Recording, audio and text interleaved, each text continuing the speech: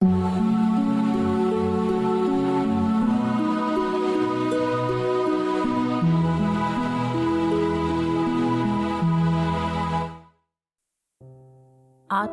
क्या है और हम इसे कैसे प्राप्त करें?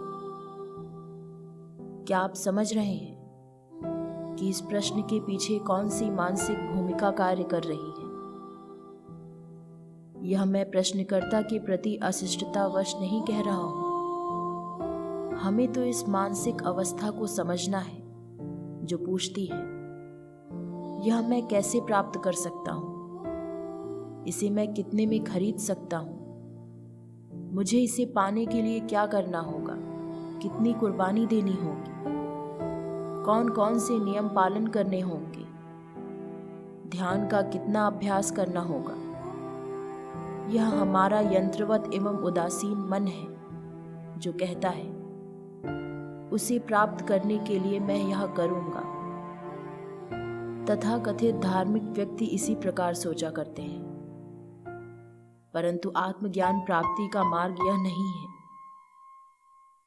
आप इसे किसी परिश्रम अथवा अभ्यास के माध्यम से नहीं खरीद सकते। आत्मज्ञान का आगमन तो तब होता है जब आप अपने साथियों, शिक्षकों व आपके आसपास के व्यक्तियों के साथ के आपके संबंधों में स्वयं का निरीक्षण करते हैं। यह आत्मज्ञान तब प्रकट होता है जब आप दूसरे का आचरण, उसके हाव भाव, उसका पहनावा, उसकी बातचीत का तरीका, उसका तिरस्कार या उसकी चापलूसी देखते हैं और देखते हैं इन सब के प्रति होने वाली स्वयं की प्रतिक्रियाओं को। यह तब प्रकट होता है जब आप अपने अंदर और अपने बाहर की प्रत्येक वस्तु देखते हैं और आप स्वयं को इस प्रकार देखते हैं जैसे कि आप दर्पण में अपना मुंह देख रहे हो।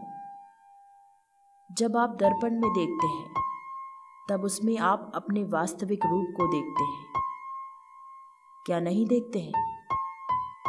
आप यह इच्छा कर सकते हैं कि आपका सिर थोड़े अलग आकार का होता, इस पर थोड़े ज्यादा बाल होते, आपका चेहरा थोड़ा कम कुरूप होता, परंतु दर्पण में तो आपका वही रूप साफ साफ प्रतिबिंबित हो रहा है जो आप वास्तव में हैं।